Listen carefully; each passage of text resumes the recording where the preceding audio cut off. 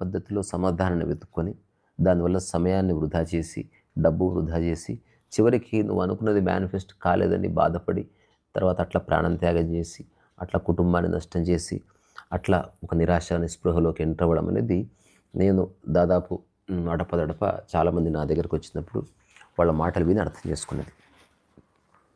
So, అది wrong attitude. ఏదైనా సమస్య రావచ్చు, పెద్దది గానీ, చిన్నది గానీ. దాన్ని నువ్వు చూడు చేయగలవా? అందుకే నేను ఒక చిన్న కాన్వర్జేషన్ చేశాను. అందులో ఏం చెప్పాను, సమస్యొచ్చినప్పుడు 3 సందర్భాలుంటాయి నీకు. ఆ సమస్యను నువ్వు సాల్వ్ చేయగలిగితే చెయ్యి ప్రశాంతంగా. రెండవది, ఆ సమస్యను వేరే వాళ్ళు చేయగలరని తెలిస్తే వాళ్ళకి అప్పజెప్పు. లేదా వాళ్ళతో కలిసి పనిచేయి. మూడోది, సమస్యకు సాల్వేషన్ లేదు, లేదా పరిష్కారం లేదని తెలిస్తే ప్రశాంతంగా ఉండు. దీనికి పరిష్కారం లేదని చెప్పు. ఏ విధంగా చూసినా కూడా నీ ప్రశాంతత దెబ్బతినకుండా ఈ 3 సందర్భాల్లో నువ్వు మనిషి ప్రవర్తించొచ్చు. కానీ మనం ఏం చేస్తాం, అన్‌కాన్షియస్‌గా ప్రామిస్ చేస్తాం, ఛాలెంజ్ చేస్తాం.